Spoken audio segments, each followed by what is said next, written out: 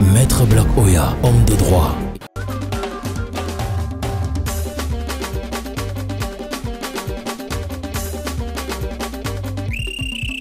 Souffrez de m'écouter. Je suis Didier.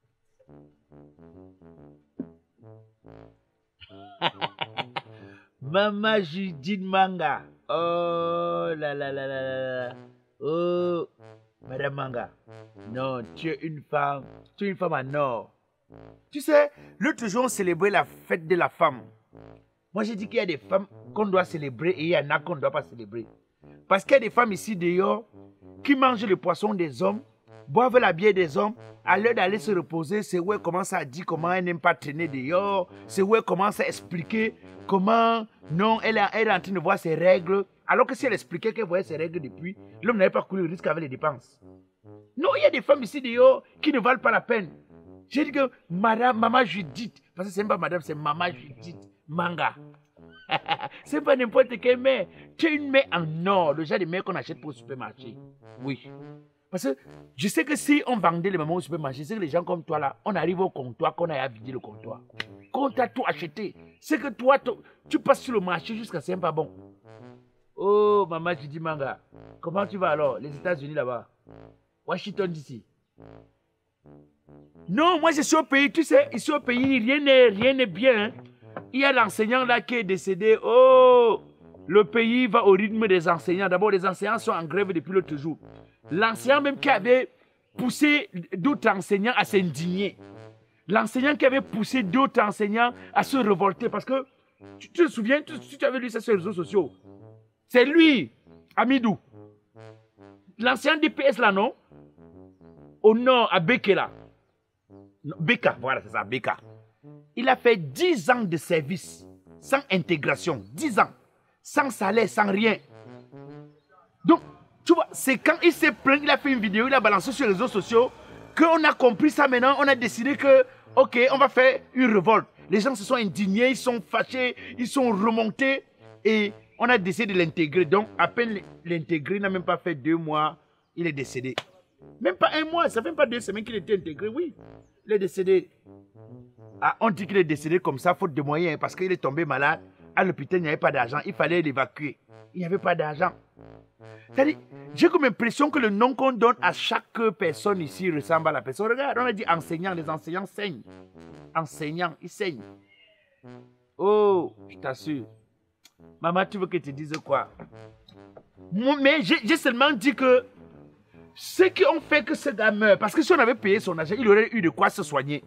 J'espère que les gouvernants qui ont fait que cet enseignant-là meurt, que les gouvernants-là vont vivre le reste de la vie de cet homme-là sur la terre. Parce que s'ils font ça pour mourir aussi un jour, c'est que ça ne sert à rien. C'est un gaspillage inutile. Ok, maman, je dis Manga. Ok, maman. Maman, moi. Maman, ok, maman, tout à l'heure alors. Ok, maman. Okay. Non, je prends un pot là, je suis en train de prendre un pot. Je suis dans un endroit, le pomme lait puis passe. Je prends un pot. Ok. Je suis pas à mon cabinet, je n'ai pas de travail aujourd'hui. J'ai décidé de me libérer un peu, de prendre un pot. Ok, maman. Bonjour, maître. Bonjour, il y a quoi? Oui, maître. Déjà, ça me fait plaisir de vous rencontrer ici, dans un endroit comme celui-ci. J'ai l'impression que vous ne savez pas faire la différence entre mon cabinet, où je travaille, où je reçois les préoccupations, et un endroit de plaisir où je viens me faire plaisir. Vous voyez, je suis venu là pour prendre un pot. Mais c'est un peu de l'importunement que vous entrez là, me faites, vous m'importunez là. C'est pas grave, mais vous pouvez me donner une bière. Je vous offre. Hein. Donc vous venez me rencontrer comme ça, je vous offre. Après, quand il va finir de vous offrir, il va dire qu'on fait comment, vous allez me demander que comment. Vous croyez que nous sommes bêtes comme par le passé, madame? Mais j'ai une préoccupation. Je veux savoir pourquoi est-ce que les gendarmes du monde ne sont pas encore quittés et partis loin au Kremlin pour arrêter Vladimir Poutine. Les gendarmes du monde? Moi, je sais que lorsqu'on parle des gendarmes, on parle des agents de sécurité, non? Vous parlez de quoi? Je parle précisément de la France et des États-Unis. Ah, oui. Donc, quand vous parlez des gendarmes du monde, vous parlez en termes de leur implication. Les gens qui commandent oui. tout le monde de cela. Qui décident de ce qui se passe dans tel ou tel autre pays. Et qu'est-ce que les gendarmes du monde? Parce que quand vous mélangez la France et les États-Unis, mais là vous faites fort, hein. Madame, parce que la France ici implique la diplomatie mondiale. Et les États-Unis, la force en termes d'armement. Tu ne sais pas qu'on dit qu'il y a l'homme qui dépasse l'homme. Il y a l'homme qui dépasse l'homme. Tous les hommes ont les noyaux. Mais il y a les noyaux et noyaux. Poutine, c'est un homme qui a les noyaux. Tu as vu les gens des noyaux que tu vois, tu crois que c'est la haine alors que c'est le noyau de quelqu'un. Poutine, c'est ça. Tu as vu, et c'est là où je vous dis chaque fois que vous, les Africains, vous avez raté le cap. Quand tu regardes Poutine, d'abord, tu vas te rendre compte que la Russie, rien que la Russie à elle seule, c'est l'équivalent des États-Unis et de la France. Rien que la Russie. C'est pourquoi tu vois les pays qui savent qu'ils ne sont pas forts, font ce qu'on appelle, regarde, États-Unis d'Amérique. C'est plusieurs petits pays comme les nôtres ici qui se sont mis ensemble pour devenir les États-Unis afin d'être forts. Tu regardes un pays comme la France, les Guadeloupe et autres, ils se sont mélangés pour que la France soit forte. Alors nous en Afrique, nous on refuse de se mettre ensemble pour faire face aux autres. Alors qu'on sait très bien qu'individuellement, on ne peut rien. C'est pourquoi l'Afrique que tu vois là est toujours facile, est fragile. N'importe quel chef d'État d'un petit pays en Europe peut venir se pavaner, dire n'importe quoi à l'Afrique, et l'Afrique n'aura rien à dire. Les pays qui ont compris se sont mis ensemble pour devenir forts, mais nous on n'a rien compris. C'est pourquoi les visionnaires comme les Kadhafi pensaient les États-Unis d'Afrique. Parce qu'ils avaient une longueur d'avance sur nous autres. Poutine aujourd'hui est dans un état où lui, c'est rien que son pays là. Donc, où il est là, il peut tuer, on peut tuer même deux pays comme pour nous là dans la Russie. Ça n'enlève rien à la Russie. Ça n'enlève rien à la Russie. Et eux-mêmes ils savent. Et vous savez que la lutte des grands, c'est même pas la lutte des petits. Hein. Quand tu as déjà l'arme nucléaire, tu es au même titre que les autres. Hein. La France a l'arme nucléaire. Les États-Unis, arme nucléaire. Russie, arme nucléaire. Il a sa presque l'arme de le nom. Satan 2. Le type là, il se comporte comme quelqu'un qui a vécu à Nebel ou à Makia, ici au pays. Parce qu'il a dit aux gens, moi j'ai essayé d'écouter. J'ai entendu comme il a dit aux gens, ok, moi, si vous ne voulez pas marcher comme je veux, je bombarde. Et un pays qui m'attaque, qui parle seulement mal de moi, je le considère comme un adversaire. Et il a dit qu'il a déjà, comment on appelle ça là, positionné ses bombes de telle sorte que si tu ouvres ta bouche, il jette là-bas. C'est pourquoi la France est en train de faire depuis là comme, tu as vu le genre d'homme qui marche avec sa femme, on tape sa femme, il va intervenir, mais lui il sent qu'il n'est pas équilibré debout, non. Il parle seulement derrière la femme, que tu nous peux, mais il est derrière. La France est en train de faire que ça. Depuis que la femme bavarde, est-ce que tu vois Poutine bavarder? Est-ce que tu vois? Regarde, quand Laurent Gbagbo, ici en Côte d'Ivoire, avait seulement dit que je ne veux pas, j'ai gagné les élections, lui a dit tu vas pas gagner, quitte. Il a fait ce truc, oh, où c'est la licorne, où c'est quoi là? On a envoyé 2 jours, on l'a retiré. Comme un petit poisson qu'on retire dans l'aquarium. Retiré comme ça, partir avec. Est-ce que tu peux voir ça? Depuis pourquoi est-ce que les États-Unis ou la France ne sont pas allés à Kremlin prendre Poutine? Parce que les oiseaux volent par catégorie. Il y a d'autres oiseaux que tu vois comme ça, tu crois que c'est l'oiseau, alors que c'est l'aigle. Mais, j'ai compris ce que vous avez dit. Vous ne me donnez pas un verre, Il y a Hôtel Repos Roi qui n'est pas loin là. Vous voulez prendre une bière, on va là-bas, vous prenez la bière, on se repose après. Maître, vous m'avez vu, vous me rabaissez à ça, à une bière. On vous rabaisse à ça. Donc vous avez l'argent pour prendre une bière avant de me demander. Je vous rabaisse à ça.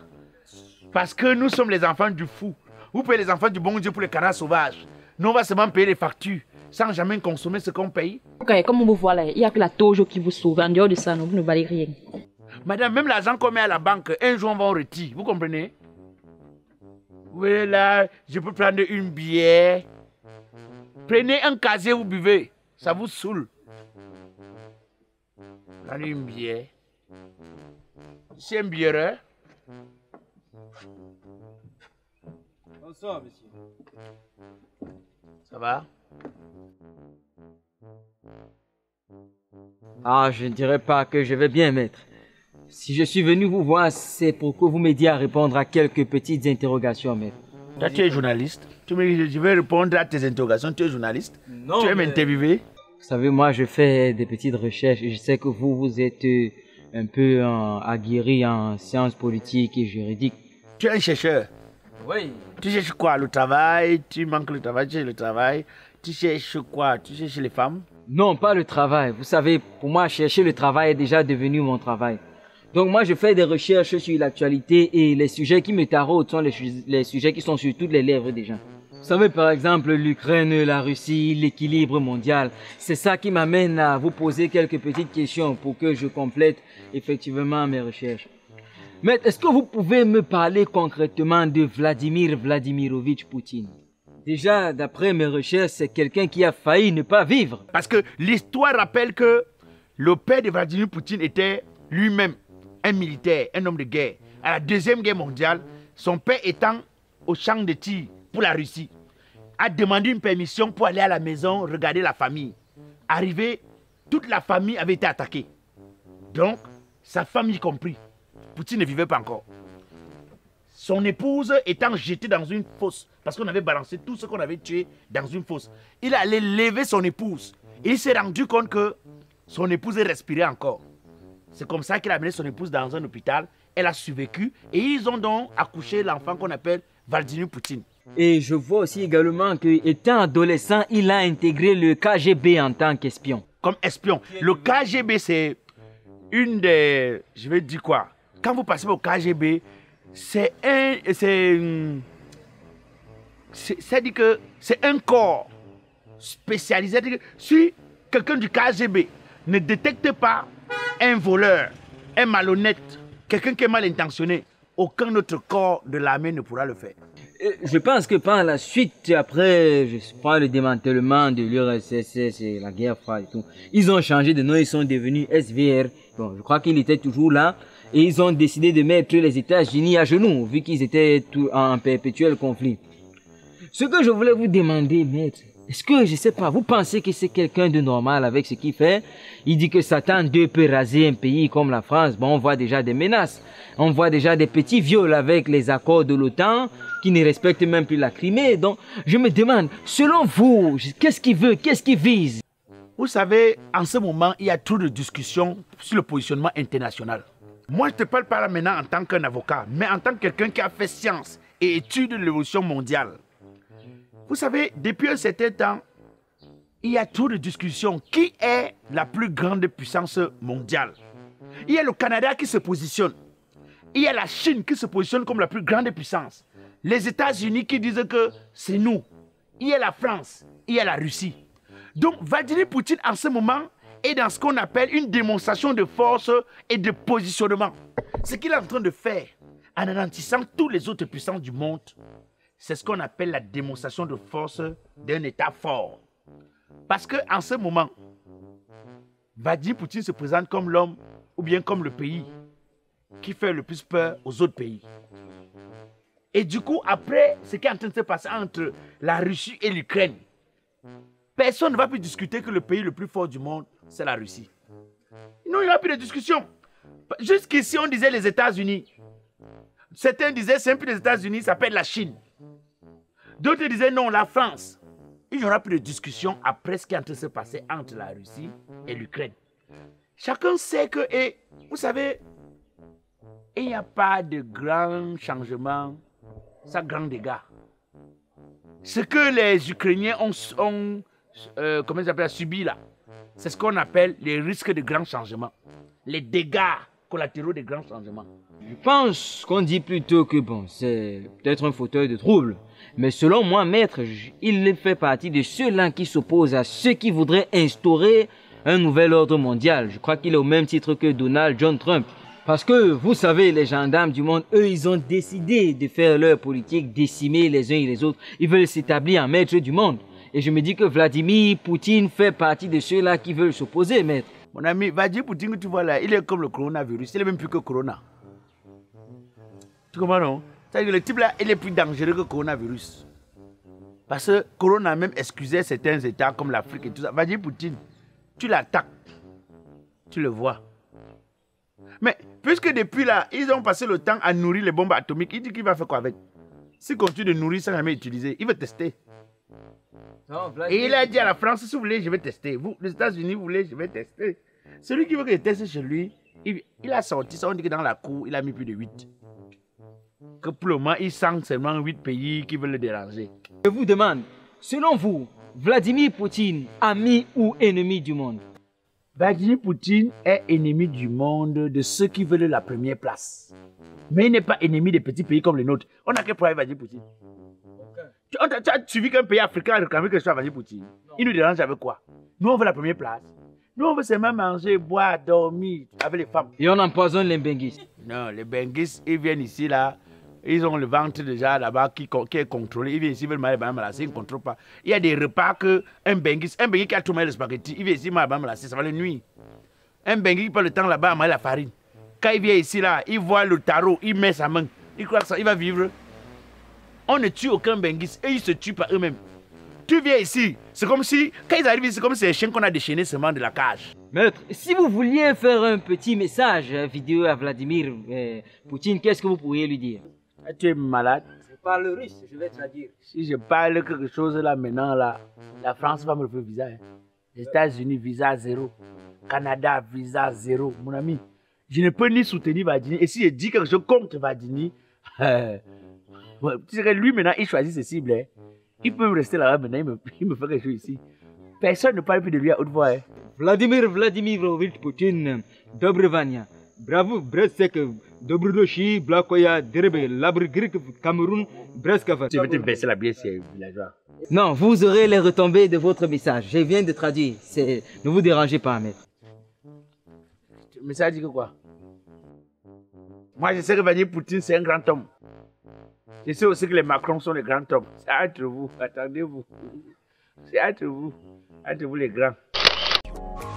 Groupage Signy Logistics vous offre les prix imbattables du transport Italie-Cameroun. Et ce n'est pas tout. Désormais, hors de l'Italie, Signy Logistics est à votre service. Pour vos transports de marchandises, voitures, conteneurs, la meilleure adresse, c'est Signy Logistics. Contact Italie Direct et WhatsApp 0039 33 13 17 05 90 ou 0039 33 49 44 70 23. Cameroun 00237 696 79 31 56. Avec Signy Logistics, le transport devient un jeu.